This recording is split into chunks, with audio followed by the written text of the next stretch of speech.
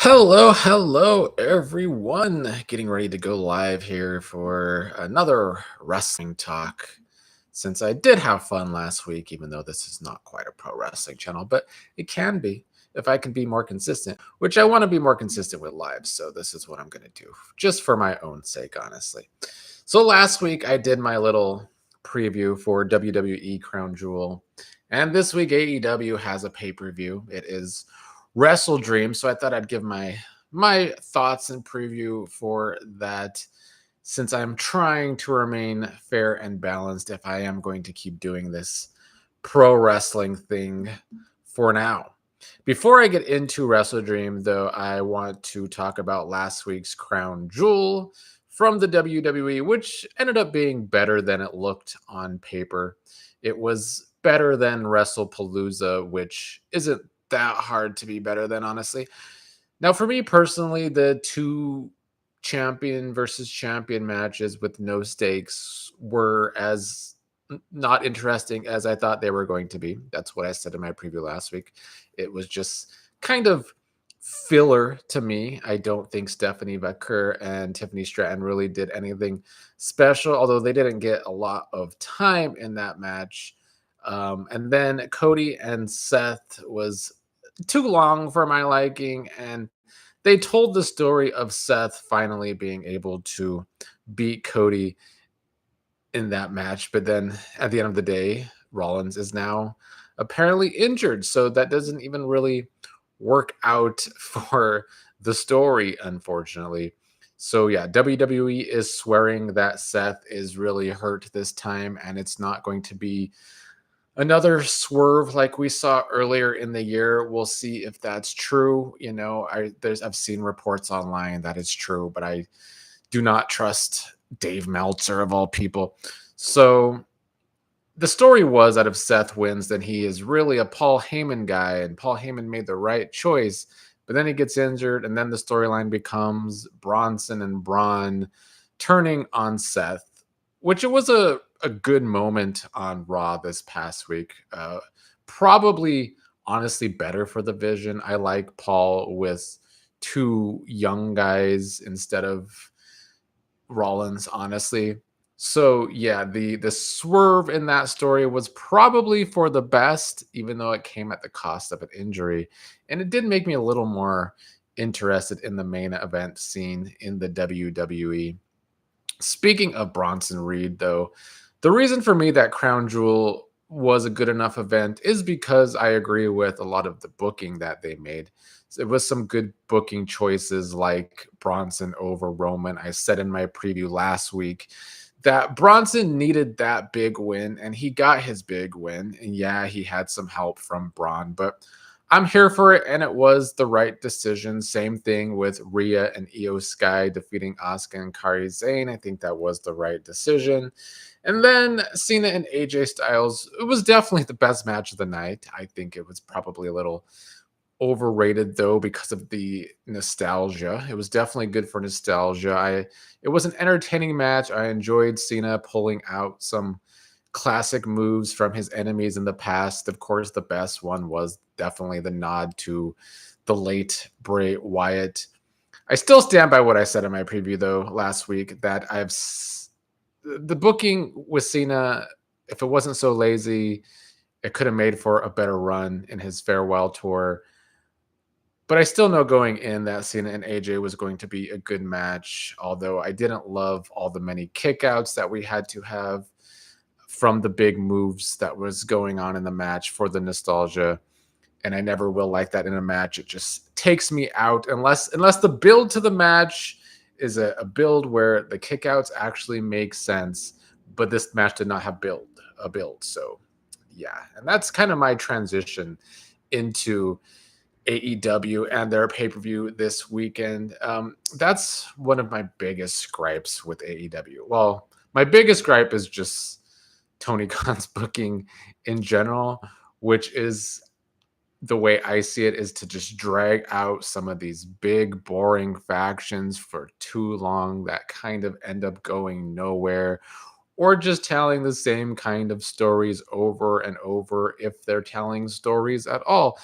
And I know AEW fans like to say that AEW does tell stories, but sometimes week by week, we're not really getting the build to the stories to really sell us on wanting to see said matches, which is why it's hard for AEW to pack more than 3,000 people into a small arena to watch AEW.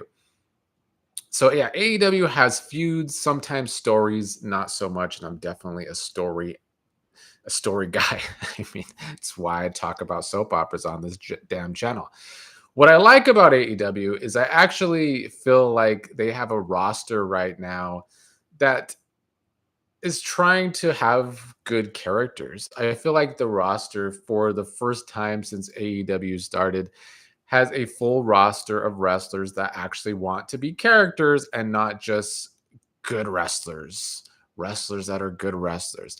And I know AEW gets praise for its wrestling, but as I said about the Cena and AJ match, with AEW, it's my own personal preference, I guess, but like on pay-per-views especially, it's the constant kickouts in every single match. Every single match should not be telling the same story. The last pay-per-view I watched, someone gets tombstone on a chair and is kicking out, and it just completely takes me out of the match. Not every single match needs to be about move, move, move, kick out, kick out, kick out.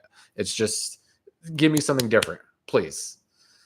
And WWE does that too, but I do feel like it is worse in AEW for sure. So I'm going to go over my thoughts on this WrestleDream card. We're going to start with Jamie Hayter and Thekla. AEW is staying true to its usual 2 women matches on the same card, and I'm just talking about the main card. I don't really have the time to talk about the pre-show today, but with this match and without Mercedes Moné having a match, I feel like this match was slotted in instead, which I think is a good thing because it's nice to see a women's match on AEW on a main card that's not for a title. Let's do that more often, and let's keep building up the women's division to not just be an afterthought on the rest of the card, which sometimes that is the way AEW presents its women's division. It does get booked like an afterthought many times, in my opinion. Now, all that being said, the build to this match kind of on the weak side, though. It's not totally the company's fault. I mean, Hayter got injured earlier in the year, which kind of is the reason why we're having this match. The story coming in is that for her debut, like 5 months ago or so, Thekla debuted by attacking Hayter, and they basically use that as a way to write Hayter off with an injury. And since Hayter has just came back from that injury, these two have been in different tag matches, kind of like building to the first ever women's blood and guts match that's coming up. And so recently, Thekla finally gave her reasoning for attacking Hayter all those months ago. And thus, this is why we're having that match now. It is kind of revenge for Hayter. And so the build has been brawls here and there over the past week. I don't mind the build to this match. I mean, it's not the strongest thing. And it's kind of like a roadblock to the bigger match coming up in the month, but at least it has a build. So I'm happy enough with this match, and I do like both wrestlers. So hopefully they have a good match that isn't, a bunch of kickouts. The next match is Hurt Syndicate versus the Demand. Hurt Syndicate is Bobby Lashley, Shelton Benjamin, and MVP. The Demand is Ricochet and the Gates of Agony. These two groups have been feuding for months now. I feel like it feels like months. Maybe it hasn't been. Yeah, it's been months. The Demand basically beat Hurt Syndicate last month, kind of taking advantage of a rusty MVP. And then Hurt Syndicate got their win back on a Dynamite. But then they just lost another match to Gates of Agony this past week on Dynamite. I feel like, especially with the demand up a victory, I think Hurt Syndicate probably needs the big win here. They've definitely been losing more since losing the tag titles, um, since Lashley and Benjamin lost the tag titles. Maybe this sends them to the trios if they get the big one here, which is not my favorite thing. But I would like for the Hurt Syndicate to just become a bigger part of the AEW landscape. I think it would sell well with good booking. And I also do like Ricochet as a heel. He's way better as a heel than a boring babyface. So I've enjoyed watching these two teams like battle it out over the past couple months. And it's another match I'm looking forward to because I do think they have chemistry in the ring too. And it's just them kind of throwing each other around a lot, but with having good chemistry, it makes the matches more interesting. So I don't hate that this is basically a rematch from the last event, the last pay-per-view, but I'm fine with it. Not so fine with this next tag match, though. The Young Bucks versus Jurassic Express. It's the 500K tag team match. I'm just going to be honest. I hate it. I'm not a Young Bucks fan in any capacity. They do nothing for me. In fact, it's not that they don't even do nothing for me. They kind of repel me from watching them sometimes. If you've seen one Young Bucks spot fest over the past 2 decades, you've kind of seen them all. Now, I do get the story, though. You know, there is still story here. Jack Perry was a part of the Elite with the Young Bucks. But after Full Gear last year, Perry went away, returned with a surprising return to go against the Young Bucks, and in doing so has reunited with Luchasaurus to bring back Jurassic Express, basically bringing Luchasaurus back from the dead even. But I'm also not a big fan of Jack Perry. So with 3 people in one tag match that I don't really love watching, this is probably my least favorite match on the card. I will say if the Jurassic Express return is going to be viable, then they definitely need to win this match, though. So that's what I think booking-wise for the match, but not looking forward to it. Next up, Darby Allin versus Jon Moxley in an I Quit match. I'll start this one by saying that the Moxley character is a bit stale in general. For me personally, I'm more tired of Moxley's matches. Every match, similar to the Young Bucks, becomes the same after a while when it's just this bloody fest. But I have enjoyed the build to this match, despite the fact that Moxley is undefeated against Darby Allin, and yet Allin has been his main rival over the past several months now. They're coming off of and of course, brutal coffin match last month. As these two they're both known for brutal matches. I mean, Darby Allin is the same. He's one of those risk take wrestlers and is known for being brutalized more so than brutal himself sometimes. But I think the story is at least working that Darby just hates Moxley, everything he stands for, hates what he did to Bryan Danielson. It's a revenge seeking story where Darby keeps falling short of getting that revenge in matches. And, you know, after last month's coffin match tried to set Moxley on fire because it's reached that kind of level of a feud. I think for the match, much like Jurassic Express needs a win for their return to be cemented as something good, Darby Allin, this is a must win for Darby Allin here. Or like, what is the point of this rival anyway? So I expect another brutal match, but Darby has to put Moxley down and make him quit one way or another. And it is fitting that it hopefully ends the feud in an I Quit match. I mean, I do think that is the type of match that these two need to culminate their feud. So this story works for me. I mean, Darby's coming in that big underdog that really needs to finally beat Moxley It's probably one of the better book things on the card to me personally. So I'm happy with this match. Next up, Kyle Fletcher versus Mark Briscoe for the TNT Championship.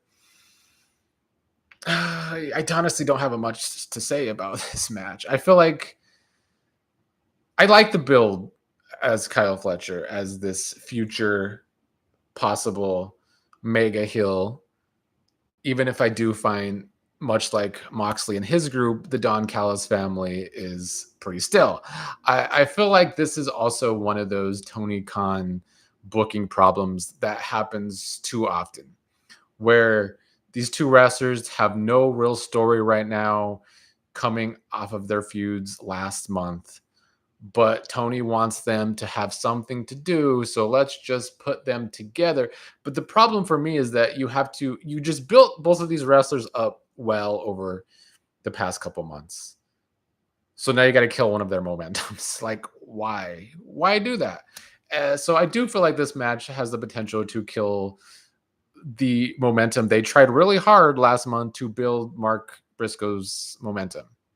Like they just had Briscoe in a match with MJF where Mark was the one I was talking about earlier, kicking out of everything. He's the one that kicked out of the tombstone on a chair. So you made him look invincible in that match against MJF, but now he's probably going to lose to Kyle Fletcher.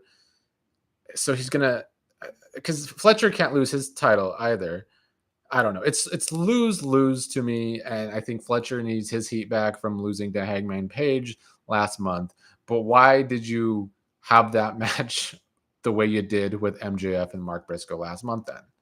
Even if someone from the Don Callis family cost Mark the match or MJF cost Mark the match, you just booked the guy to look invincible with those major kickouts from every move, which is why I say that should cease from being the style in every damn match. But yeah, Fletcher can't lose again. So yeah, I just see this match as lose-lose. I don't like the booking here like some of the other matches. Next up, another match I don't have too much to say about. Brody King and Bandito versus Okada and Takeshita for the AEW World Tag Team Championship. The AEW tag division doesn't excite me. So I just feel like I don't have enough of a reason to really care about this match. That's kind of a booking issue again. So yeah, the two tag matches definitely my least favorite matches on the card, which I think just kind of speaks to AEW's tag division, though. Kind of just tag team wrestling in general these days, unfortunately. The next match, though, I look forward to. It's Chris Statlander, the current and kind of new AEW Women's World Champion versus Timeless Toni Storm. Toni Storm, to me, has been the best character in AEW for 2 years now. And sometimes in all of wrestling, she could be a good character. And sometimes it gets overplayed. But, that's where her Timeless moniker comes in, I suppose. Statlander is coming off of the big upset to win the championship last month and now has to take on the former champion one-on-one. It's one of many matches on the card where I feel like one competitor really needs the win. I talked about that with Jurassic Express and Darby Allin, and I feel the same way with Statlander. I feel like this is, you gotta cement her as the champion with the big win over Toni Storm. And Toni Storm will be okay if she loses, because that's what happens with good characters. You could be okay taking losses. And for me, if AEW is really serious about building matches for the women's matches on pay-per-views that aren't for titles, Toni Storm needs to be the person they're using to build around that, because Storm can have a good, interesting story without the title on the line and still have a pay-per-view caliber match. So if they're as serious about the women's division and building it up as I feel like they have been this year, then build it around Toni Storm's character. Yeah, sometimes it gets a little old, but like she throws herself into that character so much that I respect it so much because it doesn't happen a lot in wrestling these days. So I do like Toni Storm, and I would like AEW to just take their women's division more seriously, like build off of that. There is a way to make yourself more popular, sell more tickets if people can take your women's division seriously. I mean, we saw it in the UFC where for so long they just didn't want women fighting. It was just too brutal for women. Um, and then suddenly the women start fighting in the UFC and it created a new boom for the UFC. I just don't know why AEW doesn't see that as a possibility for their women's division. But I'm looking forward to this match, even though it should have an obvious result. And Devin's in the chat. Let's see what Devin is saying. My buddy met Luchasaurus and Jungle Boy last night. They're at the same hotel as him. That's cool. Luchasaurus was on Big Brother back in the day. Not time for Fletcher to drop it. He's in the Randy Orton evolution stage right now in his career, holding the IC title. I agree. He has to win that match, but I just hate that it's against Mark Briscoe, because why did you just build Mark Briscoe up last month?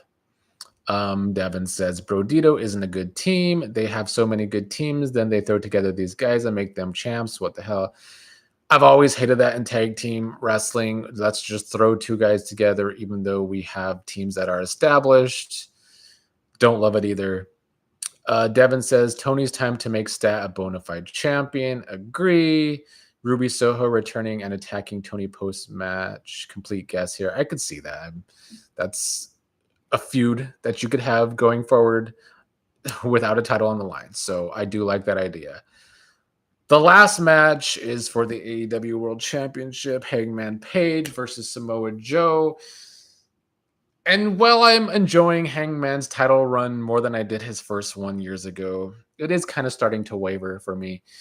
The Hangman and Swerve feud was great and really built up both men to lead them to title reigns, which was nice. And well, I did appreciate the build with Kyle Fletcher last month against Hangman Page. It's the up and comer, like Devin just said, their current Randy Orton in the evolution stage, which I agree with. That build was good. The build to this Samoa Joe match it's classic Tony Khan. Let's book a dream match so we don't have to have a story.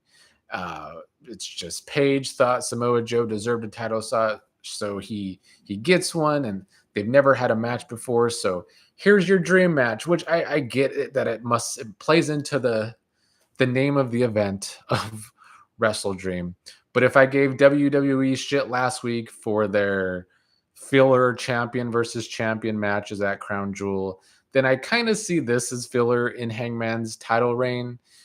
I'm sure the match will be fine, but I'm not so sure it's doing anything for Hangman's title reign except making it possibly become boring like his first title reign. So that's kind of my problem with that match.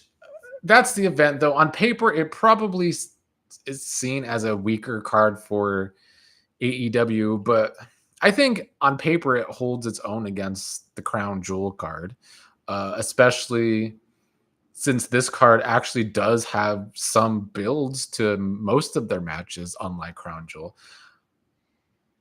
If I keep doing this, I want to come up with an idea, because I like competitions on this channel. I always talk about competition shows, sometimes host my own competition game. So I like to give it a competition flair. I need to think of a way to grade or give points to these two companies and see which one's doing better, booking wise anyways, storyline wise. I'll think about it. Maybe I'll add NXT into it since they have their own booker too. Devin says, I'm going to join you for a wrestling recap someday. I mean, come on over, Devin. Talk to me on Patreon. We could do a wrestling recap together. I'm good with it.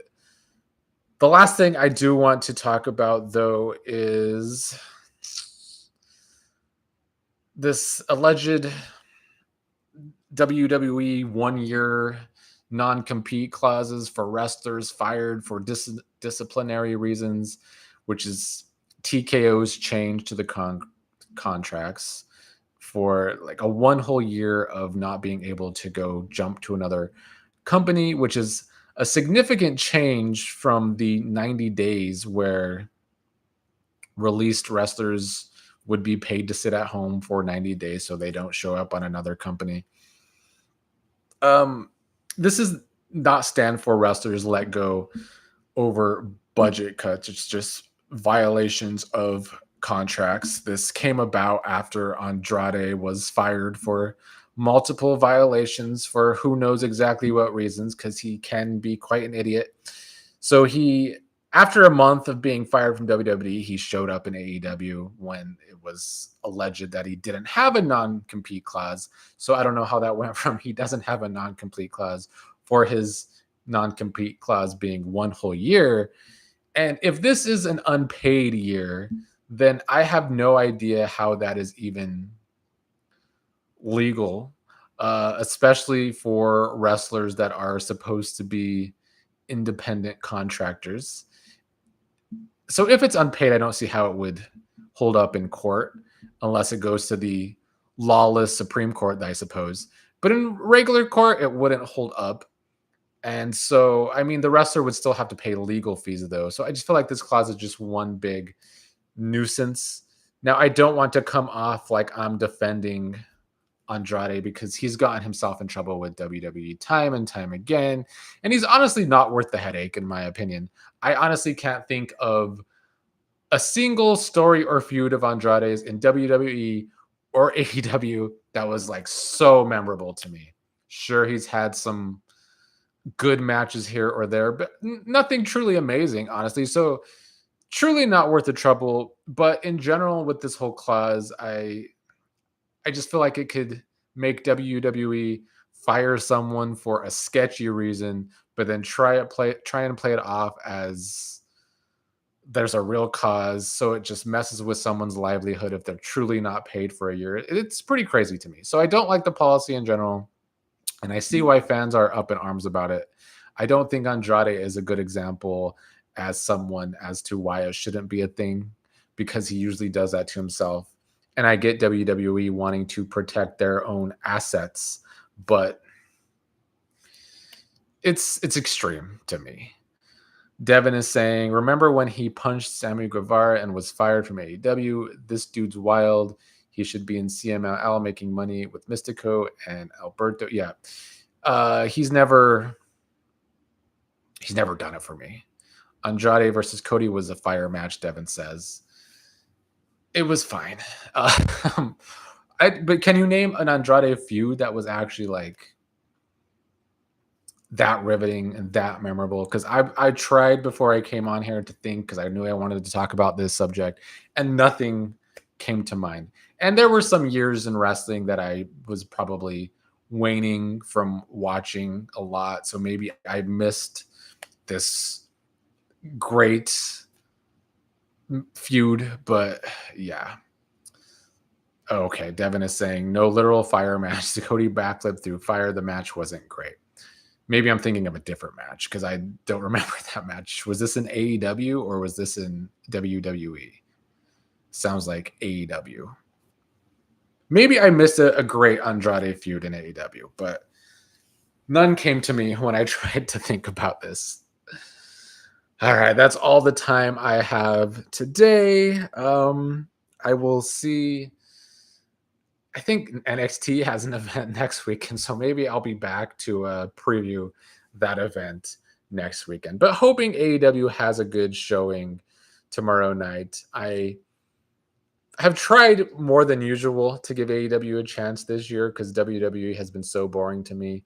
And yeah, we'll see. Last comment from Devin before I go. Andrade hasn't been relevant since he was with Zelina Vega. See you on the Beyond the Gates recap. See you then.